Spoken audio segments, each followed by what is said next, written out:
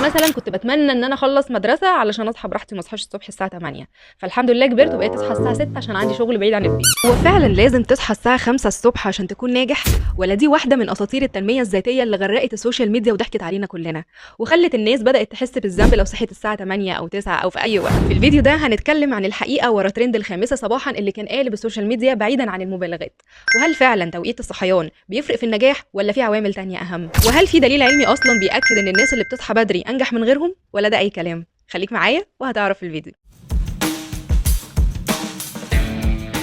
الموضوع ورا الترند ده كله بدأ سنة 2018 لما اتنشر كتاب للكاتب روبن شارما اسمه The 5 AM Club. الكاتب هنا بيحكي قصة خيالية عن ملياردير بيعلم شخصين ازاي يغيروا حياتهم عن طريق ان هم يصحوا كل يوم الساعة 5 الصبح. الهدف انك تبدأ يومك بعيد عن الضغوط وتخصص اول ساعة لتطوير نفسك قبل بقى ما تدخل في معمعة الحياة، والساعة دي بيقولوا عليها ساعة النصر، وبتتقسم ل3 أجزاء كل جزء 20 دقيقة، وهما الموف وهو حركة أو تمرين، ريفلكت تأمل أو كتابة في الدفتر بتاعك، جرو تعلم حاجة جديدة أو القراية. الفكرة هنا إنك تبدأ يومك بنشاط بدني، صفاء ذهني، تطوير معرفي، وتشتغل على نفسك من غير تشتيت. وبس يا سيدي، من وقتها والدنيا اتقلبت. ناس كتير قرت الكتاب انبهروا بالفكرة وبدأوا ينقلوها لبعض خصوصا على السوشيال ميديا. بدأنا نشوف صور لناس بتجري الساعة 5 بتقرا وبيحطوا هاشتاجات زي 5 AM Club on your morning miracle morning، وطلعوا قالوا ان حياتهم فعلا اتغيرت. وفي المقابل في ناس تانية طلعت قالت لا، احنا جربنا وصحينا بدري وعملنا كل اللي نقدر عليه بس اليوم كله باظ. المشكله ان الناس بدات تحس بالذنب، انا بصحى 8 يبقى انا فاشل، مش قادر اصحى بدري يبقى عمري ما هنجح. وده خطر نفسي حقيقي، لانهم بدل ما يركزوا على تطوير نفسهم بقوا بيجلدوا نفسهم عشان مش قادرين يقلدوا نموذج معين. ناس كتير بدات تجرب تصحى 5 الصبح، اول اسبوع بيكون حماس رهيب، بعد كده بيبداوا ينهاروا. ليه؟ لان جسمهم مش مهيأ، عندهم اطفال، شغل مرهق، او ببساطه مش من الناس اللي دماغها بتشتغل الصبح زي كده. وبكده الفكره اللي المفروض تساعدك بقت عبء نفسي وبقت معيار مزيف للحكم على نفسك. الحقيقه يا صديقي ان السوشيال ميديا لعبت دور كبير جدا في ترسيخ الفكره دي، وخلت الناس تصدق ان النجاح فعلا مرتبط بالساعه مش باللي بتعمله فعليا طول اليوم.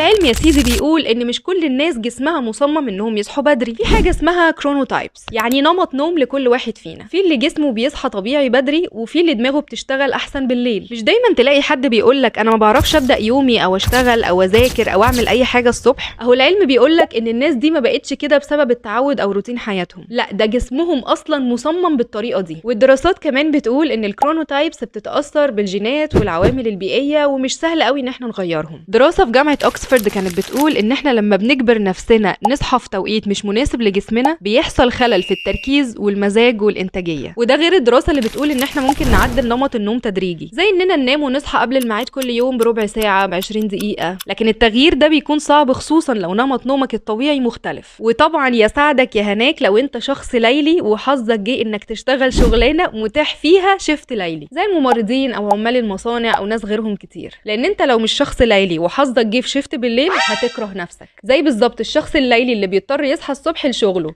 انا مثلا كنت بتمنى ان انا اخلص مدرسه علشان اصحى براحتي وما اصحاش الصبح الساعه 8، فالحمد لله كبرت وبقيت اصحى الساعه 6 عشان عندي شغل بعيد عن البيت. اللي بيحصل في اللخبطه دي يا صديقي ان الساعه البيولوجيه بتعمل الصح مع الجسم. يعني لو انت نمط نومك بيقول اصلا ان انت شخص ليلي، فانت اصلا دماغك مصممه ان هي تكون نايمه بالنهار، ولو صحيت غصب عنك بتكون حاسس دايما بخمول وتعب مهما كنت نايم بدري. والشغل في الوقت ده بيخلي الجسم دايما في حاله ارتباك وبتحس انك بتنجز كل حاجه بصعوبه شديده. في دراسات بتقول ان اقل من 3% من الناس اللي بيشتغلوا شفتات ليليه بيتاقلموا تماما مع النمط ده. وللاسف الناس اللي بيشتغلوا شغلانات مش متناسقه مع النوم بتاعهم مع الوقت بيبداوا يعانوا من مشاكل صحيه زي التعب المزمن وقله التركيز. نيجي بقى لحبايبنا الطلبه اللي بيحبوا دايما يزنقوا نفسهم ليله الامتحان. لازم تركز وتعرف نمط نومك عشان تعرف تحدد انت اصلا هتعرف تسهر ليله الامتحان وتلم الماده زي زمايلك اللي بيقدروا يعملوا كده، ولا هتسقط وتنام وتلبس تاني يوم في اللجنه. واكيد انت عارف نفسك، هل انت من الناس الناس اللي دماغها بتشتغل احسن بالليل وبتلاقي نفسها بتفهم وبتحفظ اسرع من بعد المغرب او في الساعات المتاخره من الليل، ولا انت من الناس اللي لما الدنيا بتبدا تضلم تلاقي نشاطه قل ودماغه ريحت وخلاص بقى عايز يفرد كده على السرير وما يعملش اي حاجه؟ انا عارفه ان انت لو طالب بتحب دايما مذاكره بالليل عشان البيت بيبقى هادي ورايق ومفيش دوشه ومفيش حاجه تشتتك، لا صوت ولا تليفونات ولا زيارات ولا ابوك يقول لك هات لي كذا ولا مامتك تقول لك اعمل لي كذا، والجسم كمان بيكون ارتاح من ضغط اليوم فالمخ بيبقى فاضي ومستعد انه يستقبل معلومات جديده، وكمان انت بتعيش نفسك في حاله الزنقه فالادرينالين بقى بيترفع والتوتر بيخلي التركيز يزيد مؤقتا. بس عموما عشان تعمل ده وتلم الماده ليله الامتحان لازم تكون انت اوريدي ذاكرت جزء منها قبل كده وعلى الاقل حضرت المحاضرات وسمعت الماده دي بتتكلم في ايه، وتستخدم تكنيكات زي التلخيص والاسئله المتوقعه، تذاكر في جروب لو عرفت، واعرف ان النمط ده غالبا مش هيخليك تجيب اعلى درجه يوم الامتحان، هو يا دوب هيخليك تعدي وما تسقطش. بس لازم تعرف هل الطريقه دي احسن حاجه؟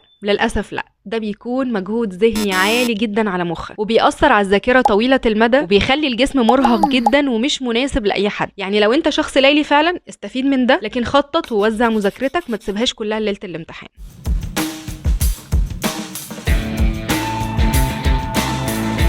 وعشان تعرف انهم خدعوك لما قالوا عايز تنجح اصحى الساعه 5 الصبح، عارف ايلون ماسك؟ اكيد عارف. تعرف ان ايلون ماسك مش من الناس اللي بتصحى 5 الصبح، ومع ذلك هو تقريبا انجح شخص في العالم حاليا. مارك زوكربيرج اكيد ما يختلفش على نجاحه اتنين، قال قبل كده في مقابله انه عمره ما كان شخص صباحي وانه بيبدا يومه الساعه 8 او 9 الصبح، لا وكمان بيحب يشتغل بالليل اكتر، عشان تعرفوا ان الناس اللي بتحب تشتغل بالليل دول مبدعين. طب باراك اوباما الرئيس الامريكي السابق وصف نفسه قبل كده ان هو شخص ليلي، وكان بيبدا يومه حوالي الساعه 8 ونص الصبح، وبالليل بعد ولاده ما يناموا بيقعد يشتغل شويه او بيقعد يقرا لحد نص الليل. اتصدمت صح؟ السر يا صديقي مش في الساعه، السر في التركيز، تنظيم اليوم، النوم الكافي. دراسة من جامعة امبريال كوليدج لندن لقت ان الاشخاص اللي بيفضلوا السهر او اللي بيقولوا عليهم النايت اولز عندهم وظائف معرفية افضل من الناس اللي بيصحوا بدري، زي الذكاء والذاكرة وسرعة رد الفعل. طب اعمل ايه؟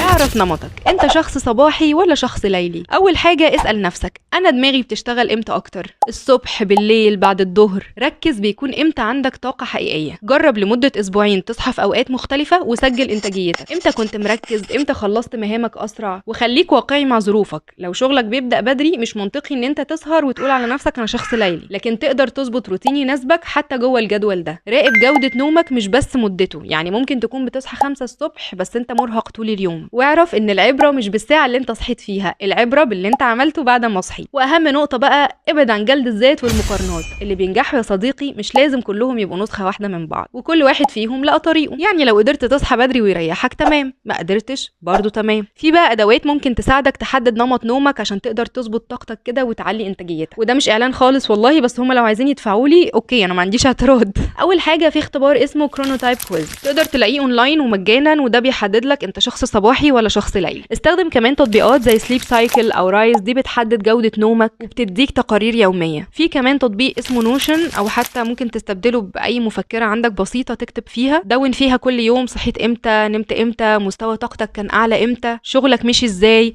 بعد اسبوعين هتبدأ تلاقي نمط واضح لجودة نومك. في كمان تطبيق اسمه فورست اب او تطبيق فوكس تو دو، وده بينظم لك وقتك حسب طاقتك مش حسب الساعة. وفي النهاية انا عايزة اقولك انك مش شرط خالص تصحى 5 الصبح عشان تكون ناجح، لكن لازم تكون ملتزم وواعي ومنظم. اعرف امتى عقلك بيكون مصحصح وايه انسب الاوقات اللي انت بتعرف تشتغل فيها. واكتب لي في الكومنتات انت من الناس اللي بتحب تصحى بدري ولا بتشتغل بالليل احسن. ولو عجبتك الحلقة ما تنساش تعمل لايك وسبسكرايب وتفعل الجرس عشان تتابع كل جديد. اشوفكم الفيديو الجاي، باي باي.